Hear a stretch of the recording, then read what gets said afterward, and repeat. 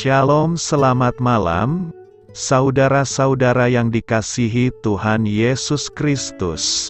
Selamat berjumpa dalam renungan pada malam hari ini. Doa dan harapan saya, saudara semua ada dalam keadaan yang baik, sehat, penuh sukacita, dan berlimpah berkat Tuhan.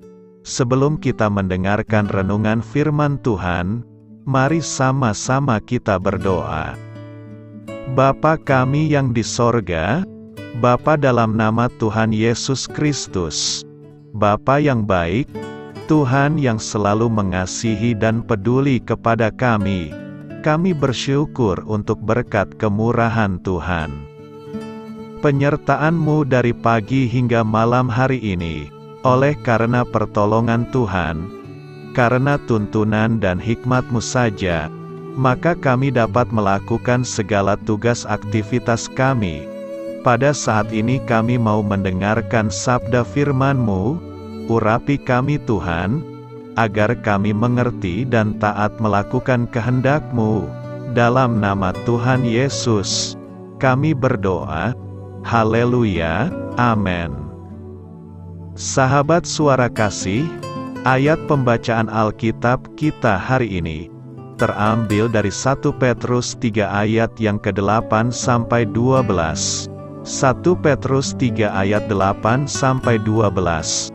Dan akhirnya, hendaklah kamu semua saya sekata, seperasaan, mengasihi saudara-saudara, penyayang dan rendah hati.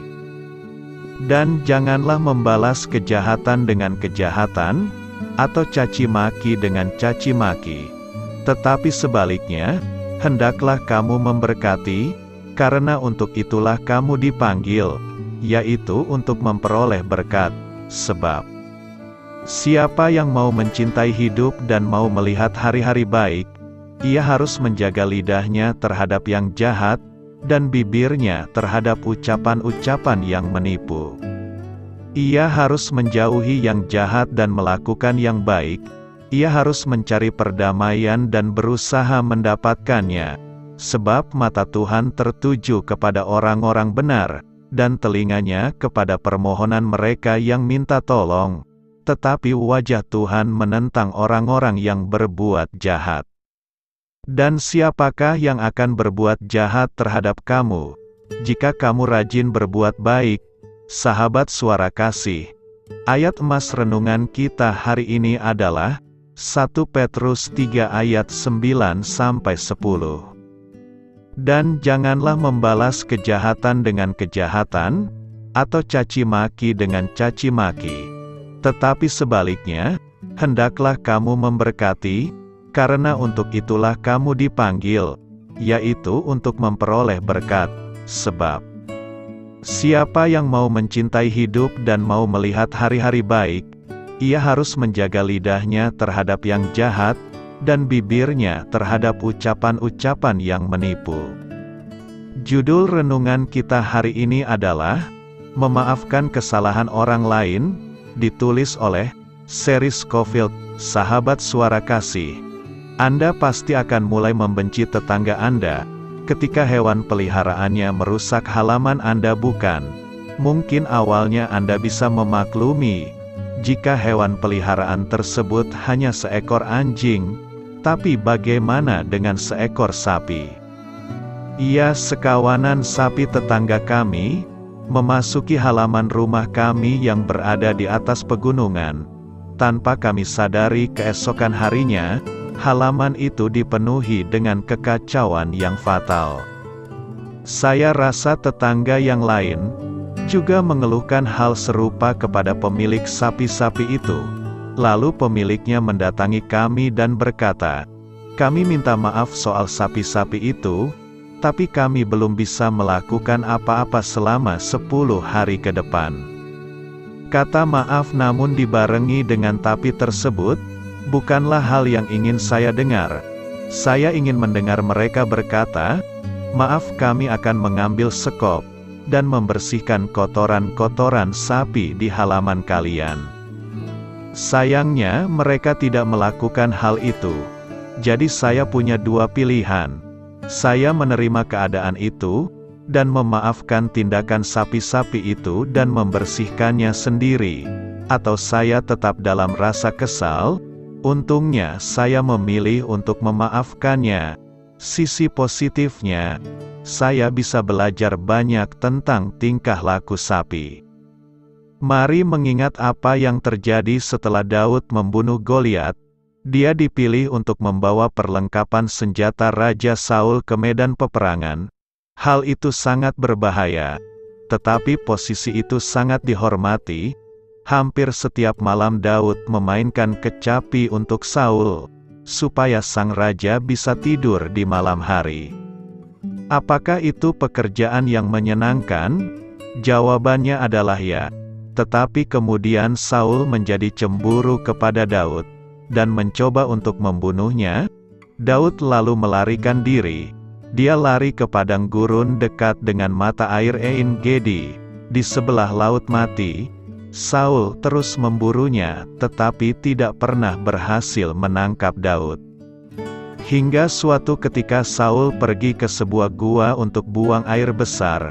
Ternyata gua yang sama adalah tempat Daud dan anak buahnya bersembunyi. Orang-orang mendesak dia untuk membunuh Saul. Tapi Daud memilih untuk tidak membunuh sang raja.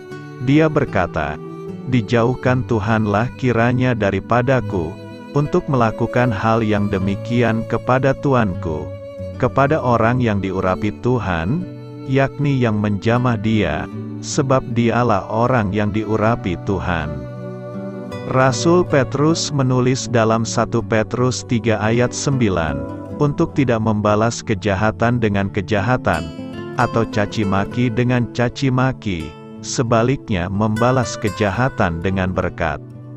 Saya mencoba melakukan hal seperti Daud, ketika berhadapan dengan masalah sapi-sapi tetangga saya.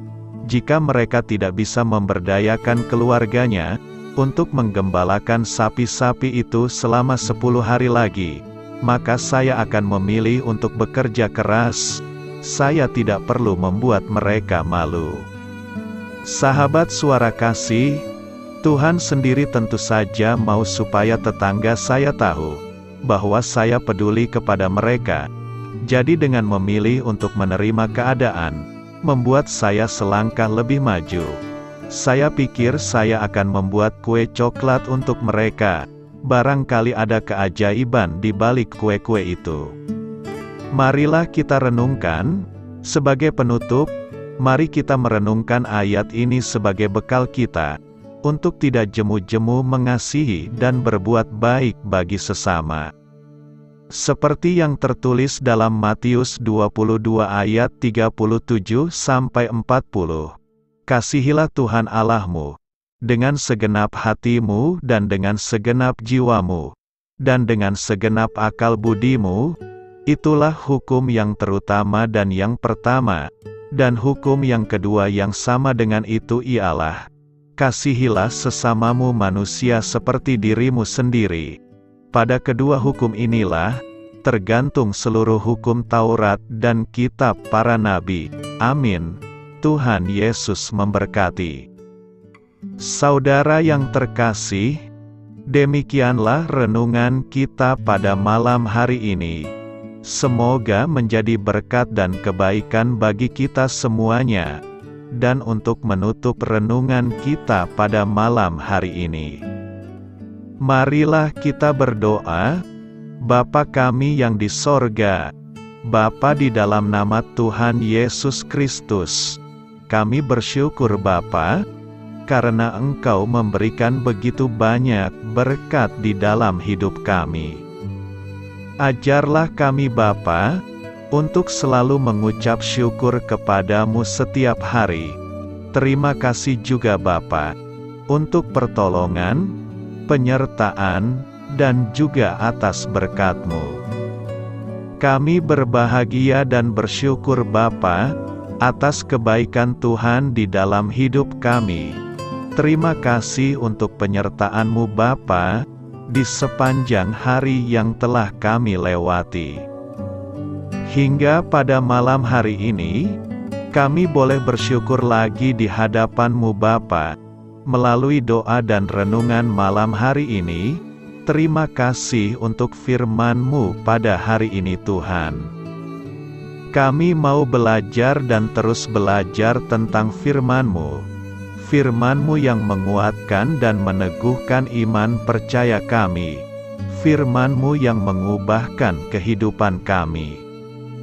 Kami mau melakukan firman-Mu Bapa, di sepanjang kehidupan kami, agar kami menjadi kuat, berjalan bersama dengan Engkau.